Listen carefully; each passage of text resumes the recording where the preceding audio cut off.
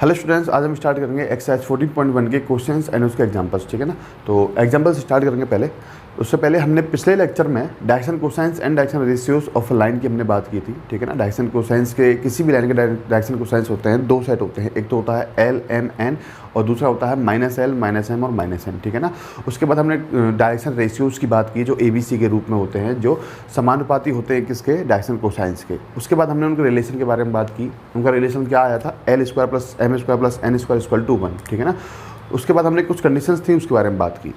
तो यहाँ पर जो डायरेक्शन कोसाइन डायरेक्शन रेशियोज का जो एप्लीकेशन है उसको हमें समझना है अच्छी तरीके से।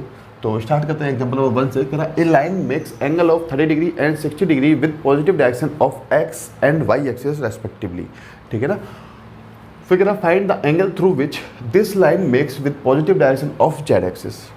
ठीक है, एक बार को क्वेश्चन को वापस समझते हैं कि मान लो कोई 3D कार्टेशियन प्लेन है आपके पास इस तरीके से। ये आपका एक्स एक्सिस हो जाएगा, ये आपका वाई एक्सिस और ये आपका हो जाएगा जेड एक्सिस। तो कोई लाइन है, ठीक है ना, इस तरीके से मान लो एल। तो ये लाइन जो है वो एक्स के साथ में positive direction of x axis के साथ में 30 डिग्री का एंगल बनाती है। ठीक है ना। And positive direction of y axis के साथ में ये 60 डिग्री का एंगल बनाती है। बात क्लियर हुई। तो उसने पूछा कि ये जो लाइन है वो positive direction of x axis Z axis के साथ में कितने डिग्री का एंगल बनाएगी। तो हमें ये जो गामा एंगल है वो फाइंड करना है। बात क्लियर हुई। ठीक है ना।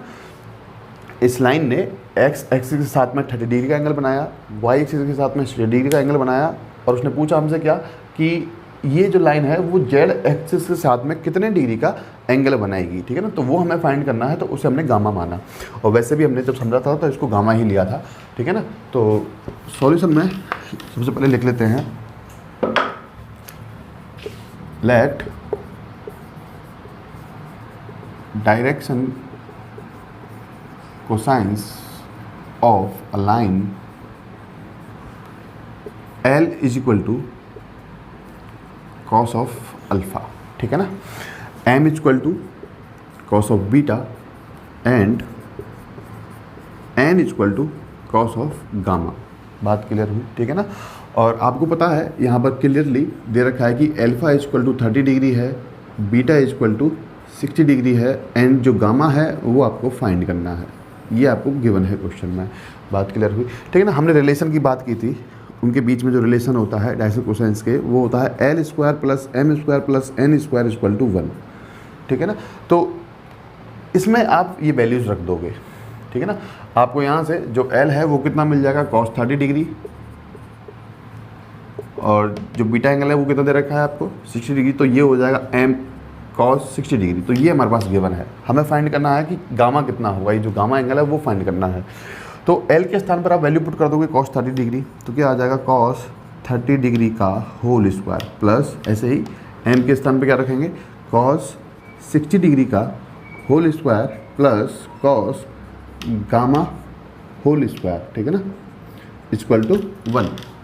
बात क्लियर है। ये हमें मिला। यहाँ पर दे रखा है कि जो जेड एक्सिस के साथ में डायरेक्शन कोसाइन होगा इस लाइन L का वो हो जाएगा cos गामा। तो हमने वो पुट किया। बात समझ में आई। ठीक है ना। अब वैल्यूज पुट करते हैं। cos 30 होता है √3/2, तो इसका होल स्क्वायर हो जाएगा, प्लस cos 60 हो जाएगा आपका 1/2 इसका whole square, plus cos square gamma = 1 हमें मिलेगा। ठीक है ना। तो यहाँ से क्या मिलेगा हमें, 3/4 √3/2 का होल स्क्वायर करेंगे तो क्या मिलेगा, 3/4 plus 1/4 plus cos square gamma = 1। ठीक है ना। तो सिंपली आप यहाँ से cos स्क्वायर गामा निकालोगे, क्या मिल जाए आपको, 1 - 3/4 - 1/4।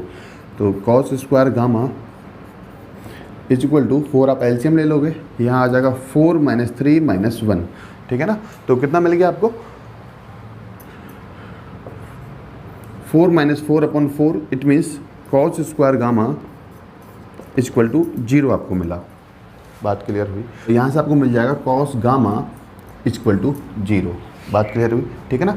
तो क्या बोल सकते हैं हम, गामा = cos इनवर्स 0, और cos के अंदर 0 किस एंगल पे होता है, 90 डिग्री पे। तो गामा = क्या मिल जाएगा हमें, 90 डिग्री। तो जो एंगल है वो जो लाइन है वो positive direction of Z x के साथ में 90 डिग्री का एंगल बनाएगी। बात समझ में आई? तो इस तरीके से एग्जाम्पल को हम सॉल्व करेंगे, ठीक है ना। कॉपी करेंगे इसको। तो next example number second, example number second है, if a vector makes angle of alpha beta and gamma with o x o y and o z axis respectively then prove that this thing is equal to 2, ठीक है ना। तो एक बार वापस question को हम समझेंगे कि मान लो उसने 3D कार्टेशियन प्लेन में एक वेक्टर हमें दिया, ठीक है ना।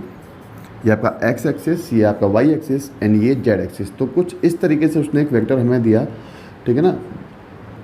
मान लो कि ये ए वेक्टर है, तो उसने कहा ये जो ए वेक्टर है वो ओ एक्स एक्सिस के साथ में अल्फा एंगल बनाता है, ओ वाई एक्सिस के साथ में है बीटा एंगल बनाता है एंड ओ जेड एक्सिस के साथ में वो गामा एंगल बनाता है। बात क्लियर रही? उसने ये हमें गिवन है, ये हमें दिया कि जो वेक्टर है वो एक्स एक्सिस के साथ में ओ वाई एक्सिस के साथ में एंड ओ जेड एक्सिस के साथ में ये अल्फा बीटा गामा एंगल्स बनाता है। तो हमें प्रूफ करना है this thing is equal to 2, ठीक है ना। तो सॉल्यूशन में सबसे पहले लिख लेंगे लेट डायरेक्शन कोसाइंस। अब देखो अल्फा बीटा गामा हमें पता है क्या है, डायरेक्शन कोसाइंस है। तो लिख रहे हैं let direction cosines of a vector क्या हो जाएंगे, एल एम एंड एन, ठीक है ना। तो हम बोल सकते हैं कि L is equal to cos alpha, M is equal to cos of beta and N is equal to cos of gamma, ठीक है ना। तो रिलेशन की बात की थी, क्या होता है L square plus M square plus N square is equal to 1, ठीक है ना। अब एल का वैल्यू कितना है, cos square alpha plus cos square beta and cos square gamma is equal to 1, ठीक है ना। अब बहुत सिंपल है। अब देखो कॉस को आपको साइन में चेंज करना है, किसमें, साइन में। तो किस तरीके से करेंगे, क्या हो जाएगा ये 1 minus sine square alpha plus 1 minus cos square beta plus 1 minus sine आएगा 1 minus sine square beta 1 minus sine square gamma is equal to 1 हमें मिला, ठीक है ना। तो इसका मतलब 1 1 1 कितने हो गए 3 एंड माइनस साइन अगर मैं इन तीनों में से कॉमन लूँ तो मुझे क्या मिलेगा, ये sine square alpha plus sine square beta plus sine square gamma is equal to 1, ये हमें मिल गया, ठीक है ना। अब देखो अगर इस पार्ट को मैं इक्वल के उधर लेके जाऊंगा तो पॉजिटिव हो जाएगा एंड 1 को इधर लेके आएंगे तो क्या हो जाएगा, नेगेटिव। इट मीन्स मैं लिख सकता हूँ यहाँ पर sine square alpha plus sine square beta plus sine square gamma is equal to क्या था, ये तो 3 था और ये आएगा तो नेगेटिव हो जाएगा, तो लिखेंगे 3 माइनस 1। तो सिंपली जो हमें प्रूफ करना था वो हमें मिल गया, sine square alpha plus sine square beta plus sine square gamma is equal to 2। तो इस तरीके से इस एग्जाम्पल को सॉल्व करना है। बात क्लियर हुई, ठीक है ना। तो कॉपी कर लेंगे इसको। तो next example number 3, example number 3 है find the direction cosines of the line joining the points 1 0 0 and 0 1 1, ठीक है ना। तो हमसे उसने पूछा है कि 2 पॉइंट्स आपको गिवन है तो आपको डायरेक्शन कोसाइंस फाइंड करने हैं उस लाइन के। बात क्लियर हुई। अब आपको पता है किसी भी लाइन के डायरेक्शन कोसाइंस के 2 सेट होते हैं, एक तो होता है एल एम एन एंड दूसरा होता है minus L minus M minus N, ठीक है ना। तो उसके बाद डायरेक्शन कोसाइंस आप कब फाइंड कर पाते हो, जब हमारे पास डायरेक्शन रेशियोज होते हैं। अगर हमारे पास डायरेक्शन रेशियोज होंगे तो हम डायरेक्शन कोसाइंस इजीली निकाल लेंगे।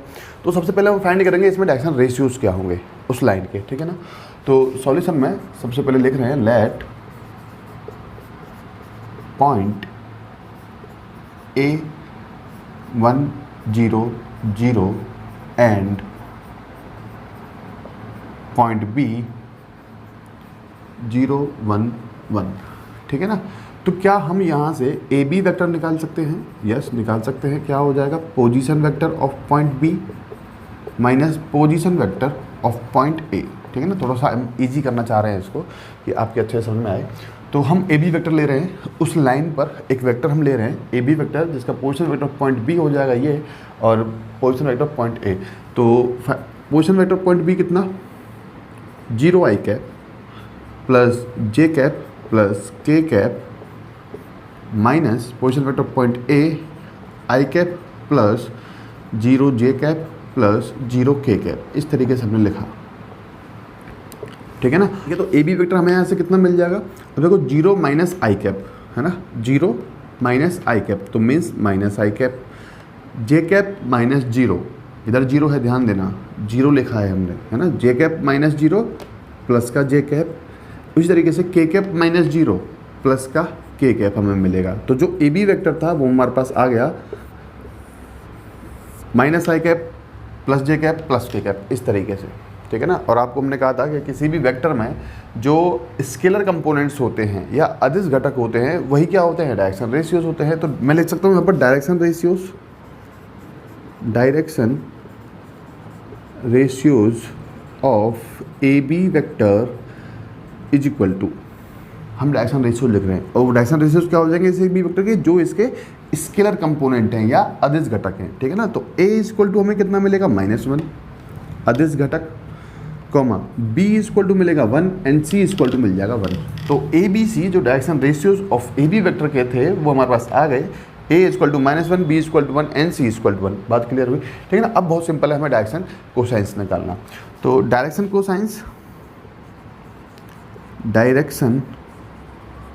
Cosines of A B vector हम लिख रहे हैं, ठीक है ना, कि ए बी वेक्टर के जो डायरेक्शन कोसाइंस है वो क्या हो जाएंगे। तो आपको पता है formula L equal to, plus minus नहीं लगाना है यहाँ पर, ठीक है ना, प्लस माइनस हम लास्ट में लगाएंगे जब हम लाइन के लिए लिखेंगे। अभी सिर्फ हम वेक्टर के लिए लिख रहे हैं, तो एल इक्वल टू आ जाएगा a upon under root A square plus B square plus C square, ठीक है ना। हमने किया था ना कि एल इक्वल टू हमें ए के मिला, तो के का वैल्यू हमने कितना फाइंड किया, +-1 अपॉन अंडर रूट ए square plus B square plus सी स्क्वायर, ठीक है ना।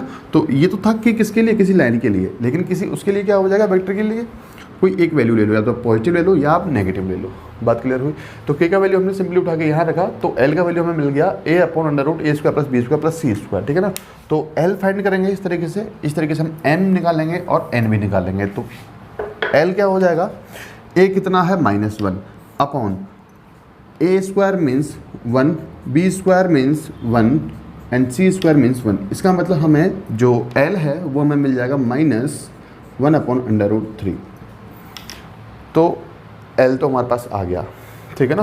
अब हम निकालेंगे एम एंड एन। तो एम क्या हो जाएगा, M equal to B upon under root A square plus B square plus C square, और बी आपके पास कितना है 1, it means 1 upon under root 1 + 1 + 1, simply 1 upon under root 3 में मिलेगा एम, ठीक है ना। अब एन निकालेंगे, तो एन क्या हो जाएगा, c upon under root A square plus B square plus C square, it means c कितना है, सी है आपके पास 1, again 1 upon under root 1 + 1 + 1, it means 1 upon under root 3।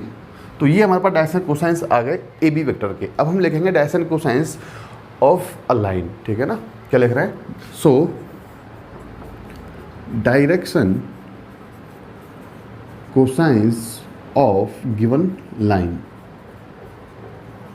तो direction cosines of given line क्या हो जाएंगे, तो आपको सिर्फ कुछ नहीं करना, अगर प्लस है तो उसमें माइनस भी ऐड कर दो, अगर माइनस है तो उसमें प्लस भी ऐड कर दो। तो लिख रहे हैं हम एल इक्वल टू, हमें क्या मिला था -1 अपॉन अंडर रूट 3, तो इसमें हम प्लस ऐड कर देंगे एक, ठीक है ना, आपको नीचे करना है।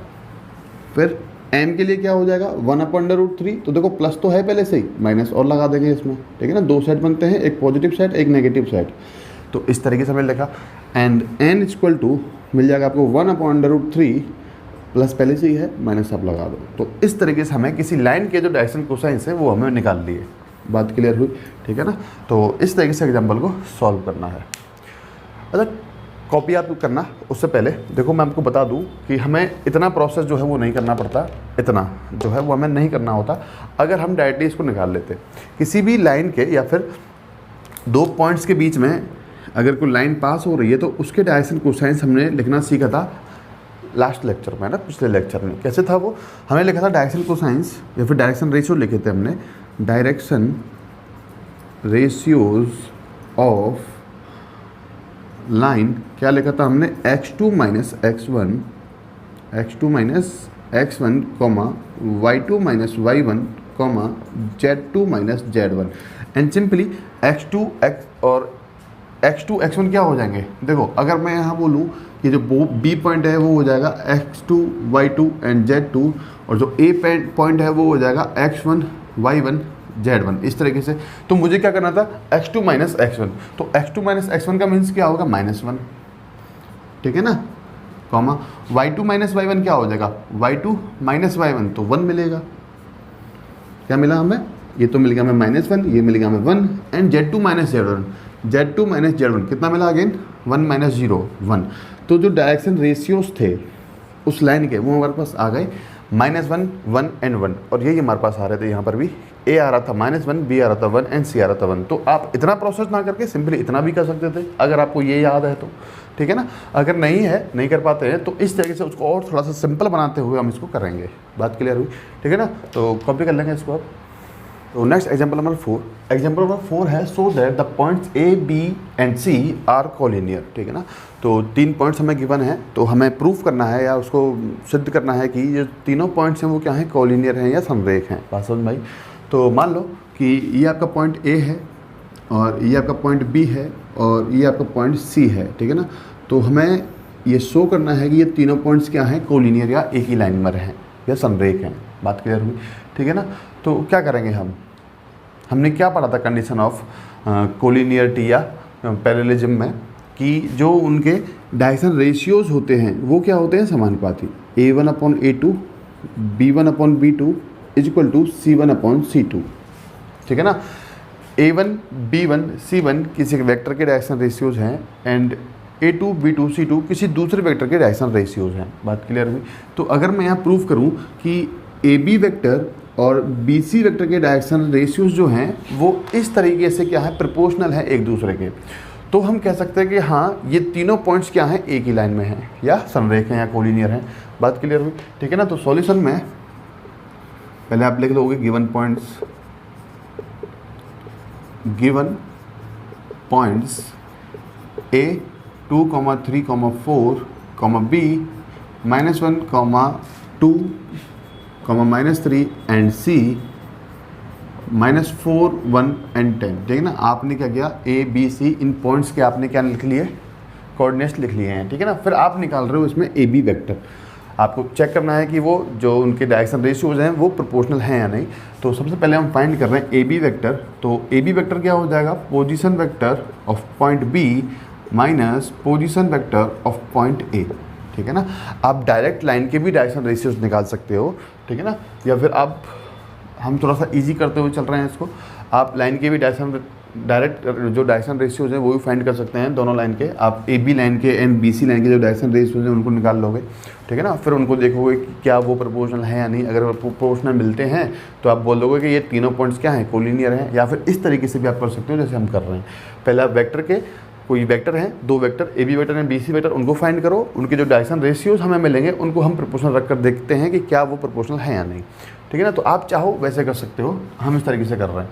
तो पोजीशन वेक्टर पॉइंट B क्या हो जाएगा, -i cap plus 2j cap minus 3k cap and minus position vector point A क्या हो जाएगा, 2i cap plus 3j cap plus 4k cap, इस तरीके से, ठीक है ना। तो जो AB वेक्टर है फाइनली हमें क्या मिलेगा, -2 -3i cap plus -3 -j cap -3 -4 -7k cap, ठीक है ना। तो हम लिख रहे हैं यहाँ पर क्या, डायरेक्शन रेशियोज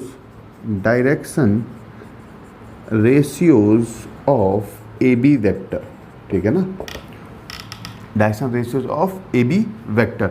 तो उसको हमने A1 B1 C1 के रूप में हम लेंगे क्योंकि हमें यहाँ लिखना है, ठीक है ना। और इसमें पता है कि direction ratios of AB vector क्या हो जाएंगे, जो इसके स्केलर कंपोनेंट्स हैं या जो अदिश घटक हैं वो क्या हो जाएंगे, इसके डायरेक्शन रेशियोज। तो हम लिख रहे हैं A1 -3, हम लिख रहे हैं B1 -1 and C1 equal to -7। तो हमने निकाला direction ratios of AB vector.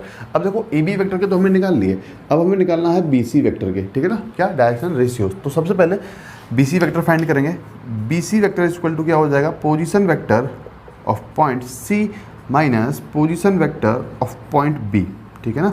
Position vector point C कितना, -4i cap plus j cap plus 10k cap minus n, position vector of point B कितना, -i cap plus 2j cap plus 3k cap, इस तरीके से, sorry -3k cap, ठीक है ना। तो हमने लिखा, तो फाइनली जो बी सी वेक्टर है वो कितना आ जाएगा, बी सी वेक्टर है, ठीक है ना। अच्छा, इसमें ये जो सी पॉइंट है ना, ये -10 है, ठीक है, इसको आप लिख लोगे -10, -10 हमें गिवन है, ठीक है ना। तो -10 हो जाएगा ये यहाँ पर, तो बी सी वेक्टर हो जाएगा -4 + 1 -3 i cap +1 and -2 -j cap, clear है, ठीक है ना। एंड -10 + 3 -10 + 3 -7 k कैप, बात क्लियर हुई, ठीक है ना। तो हम लिख रहे हैं direction ratios of B C vector क्या हो जाएगा, आप लिखोगे A2 = -3, B2 = -1 एंड C2 = -7। जो इसके स्केलर कंपोनेंट्स थे वो इस वेक्टर के क्या हो जाएंगे, डायरेक्शन रेशियोज हो जाएंगे। तो A2 B2 C2 हमने फाइंड किया। अब हम यहाँ रख कर देखते हैं कि क्या वो एक दूसरे के प्रोपोर्शनल है या नहीं। तो A1/A2 करना है। अब A1 क्या है, -3 अपॉन A2 कितना है, -3, बात क्लियर हुई, ठीक है ना। = B1 कितना है, -1 एंड B2 कितना है, -1, ठीक है ना। उसी तरीके से C1 कितना है, -7 एंड C2B कितना मिलेगा हमें, -7 मिलेगा, ठीक है ना। अब देखो इनमें माइनस माइनस कैंसिल आउट हो गए सारे, ठीक है ना। एंड ये हमें 1 मिलेगा, ये भी हमें 1 मिलेगा एंड ये भी हमें 1 मिलेगा। तो = हम 1 बोल सकते हैं इसको। जैसे हमने कहा था ना कि A1/A2 = B1/B2 = C1/C2 हम इसको K बोल सकते हैं। तो इन वाली वैल्यूज़ को हम सॉल्व करके क्या बोल सकते हैं, =1। इसका मतलब कि AB vector and BC vector के जो डायरेक्शन रेशियोज़ हैं वो क्या है, प्रोपोर्शनल हैं, बात क्लियर हुई। अगर वो प्रोपोर्शनल है इसका मतलब बोल सकते हैं जो AB vector and BC vector है वो क्या है, एक ही लाइन में है। अगर ये वेक्टर एक ही लाइन में है या कोलिनियर है तो हम बोल सकते हैं वो पॉइंट्स भी क्या होंगे, कोलिनियर होंगे। उसी तरीके से हम लिख रहे हैं यहाँ पर कि direction ratios of AB vector and BC vector are proportional to each other. Hence, AB vector and BC vector are collinear. So, given points A, B and C are also collinear. बात clear हुई। क्या कहा हमने, direction ratios of AB vector and BC vector are proportional to each other, ठीक है ना। जो direction ratios थे AB vector and AC vector के, AB vector and BC vector के, वो क्या है, एक दूसरे के प्रोपोर्शनल हैं। Hence AB vector and BC vector are collinear. अगर वो प्रोपोर्शनल है डायरेक्शन रेशियो तो हम बोल सकते हैं कि AB वेक्टर और BC वेक्टर क्या है, कोलिनियर हैं, या एक बात और बोल सकते हैं कि वो पैरेलल हैं।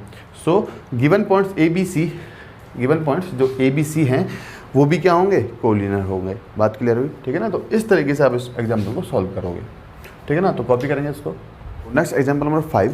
एग्जाम्पल नंबर 5 है, if a line makes the angle of 90 degree 135 degree and 45 degree with x, y and z axis respectively find its direction cosines, ठीक है ना। एक लाइन है जिसने हमें गिवन है उसका कि वो लाइन एक्सिस के साथ में 90 डिग्री का, वाई एक्सिस के साथ में 135 डिग्री का एंड जेड एक्सिस के साथ में 45 डिग्री का एंगल बनाती है, ठीक है ना। तो हमें उस लाइन के डायरेक्शन कोसाइंस लिखने हैं। इसका मतलब जो हमें गिवन है वो क्या गिवन है, ठीक है ना। तो सॉल्यूशन में लिख लेंगे, गिवन हमें क्या है, डायरेक्शन एंगल्स, डायरेक्शन एंगल्स, ठीक है ना। डायरेक्शन एंगल्स हमने बताया था आपको, डायरेक्शन एंगल्स होते हैं अल्फा, बीटा एंड गामा। तो डायरेक्शन एंगल्स हमें गिवन है, alpha = 90 degree, beta = 135 degree and gamma = 45 degree. Direction angles को मैंने बताया था क्या होता है, ये दिक्कोण, ठीक है ना। तो दिक्कोण हमें गिवन है, दिक्कोण क्या हो गए, अल्फा, बीटा एंड गामा, ठीक है ना। तो वो हमें गिवन है। तो हमें लिखने हैं डायरेक्शन कोसाइंस। बहुत सिंपल क्वेश्चन है ये, आप लोगों ने कर लिया होगा, डायरेक्शन कोसाइंस, ठीक है ना। अगर कर लिया है तो आप वीडियो आगे स्किप करें, वरना समझ सकते हैं। डायरेक्शन कोसाइंस हमने क्या समझा कि अगर हमने इन एंगल्स में कॉस लगा दिया तो डायरेक्शन कोसाइंस बन जाएंगे। तो डायरेक्शन कोसाइंस मान लो L = क्या बोलेंगे हम, cos of alpha, m equal to क्या बोलेंगे cos of beta and n equal to क्या बोलेंगे हम कॉस ऑफ गामा। तो सिंपली l इक्वल टू हमें मिल जाएगा कॉस 90 डिग्री, m हमें मिल जाएगा cos 135 degree and n equal to हमें मिल जाएगा कॉस 45 डिग्री। ठीक है ना, तो 135 डिग्री एंगल को सॉल्व करना है तो l equal to cos 90 degree कितना 0। ठीक है ना, m इक्वल टू इसे हम लिख सकते हैं कॉस 180 डिग्री माइनस 45 डिग्री। ठीक है ना, और n equal to again cos 45 मिला हमें, कॉस 45 कितना हो जाएगा 1/√2। तो l equal to 0, m equal to देखो कॉस 180 माइनस 45 कौन से क्वाड्रेंट में, सेकंड क्वाड्रेंट में, एंड सेकंड क्वाड्रेंट में कॉस क्या होता है नेगेटिव, इसका मतलब हमें क्या मिलेगा नेगेटिव कॉस 45 डिग्री। ठीक है ना, और n इक्वल टू कितना 1/√2। तो l equal to 0, m equal to कितना हो जाएगा -1/√2 एंड n इक्वल टू 1/√2। तो जो डायरेक्शन कोसाइंस थे, ठीक है ना, उस लाइन के वो हमें क्या मिले l equal to 0, m equal to -1/√2 and n equal to 1/√2। ठीक है ना, तो इस तरीके से हम इस एग्जाम्पल को सॉल्व करेंगे। बात क्लियर हुई? ठीक है ना, तो कॉपी करेंगे इसे। तो नेक्स्ट आगे पे जितने भी एग्जाम्पल्स थे वो सारे कंप्लीट हो चुके हैं। अब हम एक्सरसाइज 14.1 के जो क्वेश्चंस हैं उनको हम करेंगे बोर्ड पे। ठीक है ना, तो एक दो क्वेश्चंस हम करते हैं, एक दो क्वेश्चंस आप लोग करना, 4 ही क्वेश्चन है इसके अंदर। ठीक है ना, तो क्वेश्चन नंबर 1 रीड करेंगे। कह रहा है find the direction cosines of a line which makes equal angles with the coordinate axis. ठीक है ना, तो देखो यहाँ समझते हैं कि उसने कहा कि मान लो कि ये आपका कोई 3D कार्टेशियन प्लेन है जिसमें ये हो गया आपका एक्स एक्सिस, ये हो जाएगा वाई एक्सिस एंड ये हो जाएगा जेड एक्सिस। तो कोई एक लाइन है जो इस तरीके से जा रही है, तो उसने कहा कि वो ये जो आपके एक्सिस है ना इनके साथ में इक्वल एंगल मेड कर रही है। मतलब उसने एक्स एक्सिस के साथ में अगर अल्फा एंगल बनाया तो वो वाई एक्सिस के साथ में भी कितना बना रही है अल्फा एंगल, और जेड एक्सिस के साथ में भी कितना बना रही है अल्फा एंगल। तो ये जो तीनों एंगल्स हैं, जो डायरेक्शन एंगल्स हैं, वो हमें गिवन है, वो क्या है इक्वल हैं। बात क्लियर हुई? ठीक है ना, तो हमें डायरेक्शन कोसाइंस निकालने हैं। तो सबसे पहले सॉल्यूशन में हम लिख लेते हैं, क्या लिख लेते हैं हम कि डायरेक्शन एंगल्स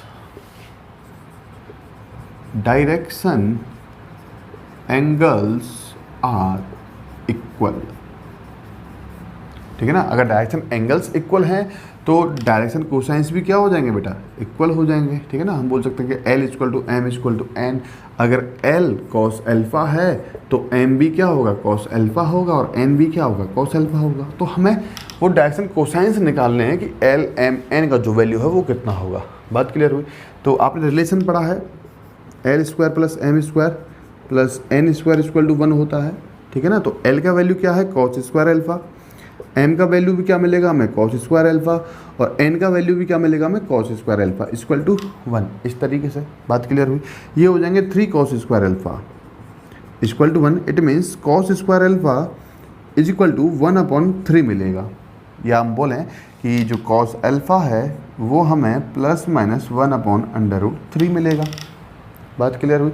इसका मतलब हमारे पास कॉस अल्फा आ गया, और कॉस अल्फा ही क्या है एल एम एन है, क्योंकि वो तीनों ही क्या हैं इक्वल हैं। इसका मतलब अगर मैं कहूँ कि l equal to plus minus 1/√3 होगा तो m इक्वल टू भी क्या होगा प्लस माइनस 1/√3। उसी तरीके से n भी क्या होगा plus minus 1/√3।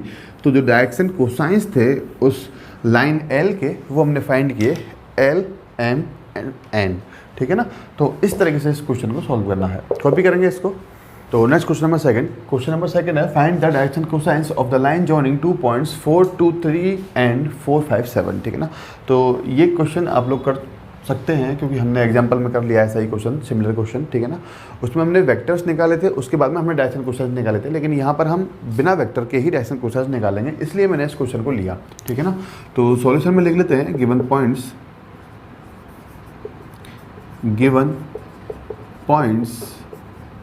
A 4, 2, 3 and B 4, 5, 7। ठीक है ना, हम उस लाइन के डायरेक्शन कोसाइंस लिख रहे हैं जो इन दोनों पॉइंट से पास होके जा रही है। ठीक है ना, तो क्या लिख रहे हैं हम direction cosines of a line क्या हो जाएगा। देखो वहाँ पे हमने समझा था कि अगर ये x1, y1, Z1 है और ये x2, y2, z2 है। तो direction cosines of line, sorry direction ratios निकाल रहे हैं सबसे पहले, है ना। तो direction ratios of a line क्या हो जाएगा, x2 minus x1, y2 minus y1, z2 minus z1, है ना। हम उस रेखा के क्या लिख रहे हैं, हम रेखा के दिक् अनुपात, दिक् अनुपात, पहले हम दिक् अनुपात निकाल रहे हैं, उसके बाद हम क्या निकालेंगे, दिक् कोज्या निकालेंगे। तो x2 माइनस x1 का मतलब क्या हो जाएगा, 4 माइनस 4, क्लियर है। y2 माइनस y1 का मतलब हो जाएगा 5 minus 2 and z2 minus z1 का मतलब हो जाएगा 7 माइनस 3। इसका मतलब बोल सकते हैं कि a इक्वल टू हमें 0 मिलेगा, b इक्वल टू हमें 3 मिलेगा एंड c इक्वल टू हमें 4 मिल जाएगा। ABC हमारे पास आ गए। अब हम उस लाइन के जो डायरेक्शन रेशियोज हैं उन्हें हम लिखेंगे। तो क्या लिख रहे हैं, sorry direction cosines of a line L equal to plus minus a upon under root a square plus b square plus c square, it means plus minus 0 upon under root 0 square plus 3 square plus 4 square, it means 0। तो L हमें मिल गया 0, बात clear हुई। हम निकाल रहे हैं M क्या हो जाएगा, plus minus b upon under root a square plus b square plus c square, it means plus minus 3 upon under root 0 का स्क्वायर यानी 0 प्लस 3 स्क्वायर हो जाएगा 9 एंड 4 स्क्वायर हो जाएगा 16। तो हमें मिल जाएगा ये plus minus 3 upon under root 25 plus minus 3 upon 5, इस तरीके से, बात क्लियर हुई। M हमारे पास आ गया N equal to plus minus C upon under root a square plus b square plus c square, और प्लस माइनस c कितना है हमारे पास 4, और ये हमें मिल जाएगा अंडर रूट 25। तो बोल सकते हैं हम प्लस माइनस 4 अपॉन 5। तो जो डायरेक्शन कोसाइंस थे L, M एंड N वो हमने फाइंड किए, ठीक है ना। तो क्वेश्चन को आप इस तरीके से भी कर सकते हो और क्वेश्चन को आप उस तरीके से भी कर सकते हो जो हमने एग्जाम्पल किया था। उसमें हमने पहले वेक्टर्स निकाले थे, उसके बाद में उस लाइन के हमने डायरेक्शन कोसाइंस निकाले थे। या फिर आप इस तरीके से भी कर सकते हो, किसी भी लाइन के पहले आप डायरेक्शन रेशियोज निकाल लो, उन डायरेक्शन रेशियोज के आने के बाद आप उसके डायरेक्शन कोसाइंस निकाल लो, इस तरीके से, ठीक है ना। तो कॉपी करेंगे इसको। तो नेक्स्ट क्वेश्चन नंबर 3 आप लोग करोगे, बहुत ही सिंपल क्वेश्चन है, ठीक है ना। आपको डायरेक्शन रेशियोज गिवन है, सिर्फ आपको डायरेक्शन कोसाइंस निकालने हैं। तो डायरेक्शन कोसाइंस का आपको फॉर्मूला पता है, L equal to a upon under root a square plus b square plus c square, ठीक है ना, इस तरीके से। और m आप निकालोगे b अपॉन करके और n आप निकालोगे c अपॉन करके। तो वो जो क्वेश्चन नंबर 3 है वो आप लोग सॉल्व कर सकते हैं। हम क्वेश्चन नंबर 4 से स्टार्ट करेंगे। क्वेश्चन नंबर 4 है, a vector r vector makes angle of 45 degree 60 degree and 120 degree with x, y and z axis respectively. उसने कहा कि एक r वेक्टर है जो x एक्सिस के साथ में 45 डिग्री का एंगल बनाती है, y एक्सिस के साथ में 60 डिग्री का एंगल बनाती है एंड z एक्सिस के साथ में वो 120 डिग्री का एंगल बनाती है। वो कौन, जो r वेक्टर है, बात क्लियर हुई, ठीक है ना। तो इफ़ ने आगे उसने कहा कि if magnitude of r vector is 2 unit then find r vector. उसने हमें जो r वेक्टर का मैग्नीट्यूड है वो हमें दे दिया 2 यूनिट। तो उसने पूछा है कि r वेक्टर आप फाइंड करो कितना होगा, बात समझ में आ रही है, ठीक है ना। तो सॉल्यूशन में सबसे पहले हम लिख लेंगे गिवन, जो हमें है गिवन क्या है, गिवन लिख रहे हैं हम डायरेक्शन एंगल्स हमें गिवन है, डायरेक्शन एंगल्स, या इनको हम कहते हैं क्या, दिक् कोण। क्या है, alpha equal to 45 degree, beta equal to 60 degree and gamma equal to 120 degree, ये हमें गिवन है, ठीक है ना। डायरेक्शन एंगल्स हमें गिवन है और हमें क्या गिवन है, मॉडुलस ऑफ आर वेक्टर, मतलब हम कह सकते हैं मैग्नीट्यूड हमें गिवन है, modulus of R vector equal to 2। तो इतना पार्ट हमें गिवन है। तो उसने पूछा है कि जो आर वेक्टर है वो आप फाइंड करो, बात क्लियर हुई, ठीक है ना। तो देखो मैंने आपको जब बताया था कि इम्पोर्टेंट बताया था कि जो आर कैप है वो कितना होता है, आर कैप होता है L I cap plus M J cap plus N K cap, ठीक है ना। अगर मेरे पास ये आर कैप आ जाएगा तो मैं आर वेक्टर भी निकाल सकता हूँ, क्योंकि उसका मैग्नीट्यूड हमें पता है, सिर्फ 2 से मल्टीप्लाई करेंगे हमारे पास आर वेक्टर आ जाएगा। तो सबसे पहले हमें आर कैप निकालना है और आर कैप निकालने के लिए हमारे पास होना चाहिए एल, एम एंड एन, जो इस आर वेक्टर की क्या है, डायरेक्शन कोसाइंस हैं या दिक् अनुपात हैं, सॉरी दिक् को जाए हैं, वो हमें सबसे पहले निकालनी है।